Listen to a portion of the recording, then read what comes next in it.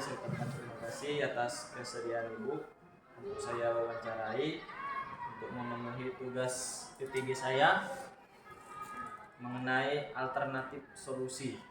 Jadi Bu, langsung saja. Yang pertama, ini kan dalam pembelajaran kita masih sering menjumpai siswa yang kurang aktif dalam pembelajaran. Jadi menurut Ibu kira-kira bagaimana solusinya supaya mereka itu bisa aktif? Yang pertama yang perlu itu adalah metode pembelajarannya.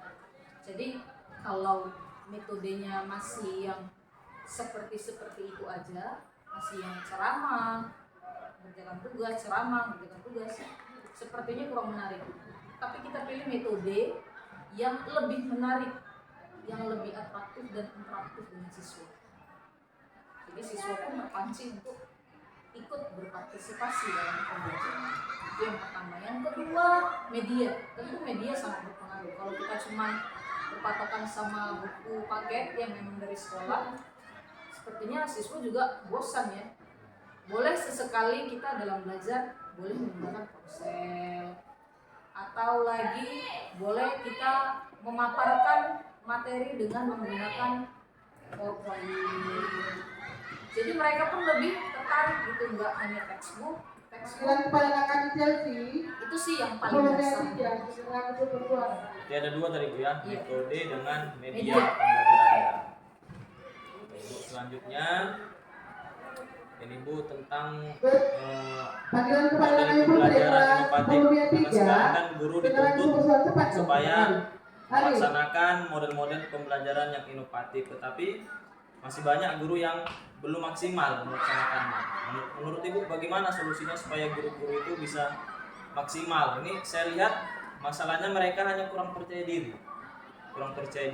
Jadi menurut Ibu bagaimana? Pertama sih ya, perlu pelatihan.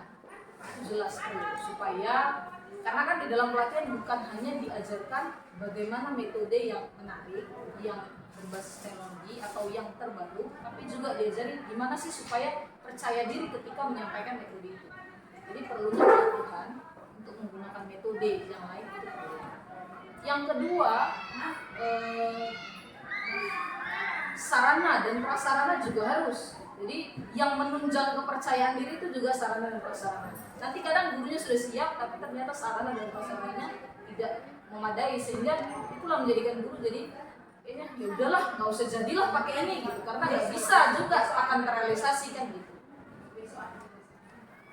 Bu, selanjutnya ini tentang siswa Bu. Sekarang kan di K13 siswa dituntut supaya berpikir tingkat tinggi atau bahasanya tuh berpikir hot. Sementara masih sering kita jumpai siswa itu belum bisa untuk melakukannya. Jadi menurut Ibu bagaimana solusinya supaya mereka itu bisa? Solusinya kalau dari saya, biasanya saya memberikan contoh-contoh yang sesuai dengan kehidupan sehari-hari, tapi yang membutuhkan analisis yang tinggi. Jadi perlu soal-soal yang perlu analisis. Jadi tingkat berpikirnya pun meningkat gitu. Jangan cuma dikasih soal-soal atau contoh-contoh yang mereka sudah bisa. Kalau sudah bisa, ya perlu ada peningkatan.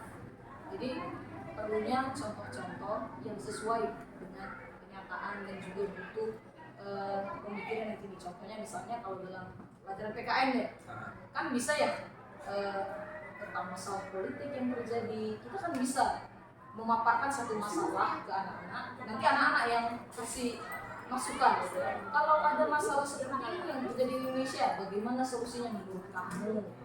Kan? Jadi mereka diajak juga berpikir untuk menyelesaikan masalah itu. Itu salah satunya solusinya. Yang terakhir, ini guru masih belum maksimal dalam memanfaatkan media pembelajaran berbasis teknologi. Ini saya lihat akan penyebab masalahnya guru hanya kurang mencoba. Jadi menurut Ibu bagaimana solusinya? Yang perlu disadari adalah kalau di zaman sekarang itu pembelajaran itu gimana caranya supaya bisa mengintegrasikan antara pengetahuan dengan teknologi kan gitu. Makanya kalau disingkat tuh apa? IPEC ya. Technological, Pedagogical, Content dan Knowledge. Jadi bagaimana caranya guru mengintegrasikan itu semua. Jadi ada, karena kalau bicara teknologi pasti siswa lebih antusias. Ya. Pasti siswa lebih antusias untuk itu. Jadi gimana caranya kita membuat media ataupun metode pembelajaran yang seperti itu. Jadi ingat dasarnya supaya siswa lebih tertarik, supaya siswa lebih mudah untuk memahami. Kalau zaman sekarang, kalau kita masih pakai cara yang lama, ya hasilnya yang lama itu. Tapi kita harus sesuai dengan perkembangan teknologi. Dalam belajar pun gitu juga harus mengikuti perkembangan zaman. Jadi kalau zamannya sudah teknologi, sudah telepon, gitu, pakai handphone, jadi mereka belajar aja sudah bisa pakai handphone. Jadi guru itu harus cakap memang, atau memang pintar-pintar memanfaatkan atau mengintegrasikan, mengkolaborasikan kedua.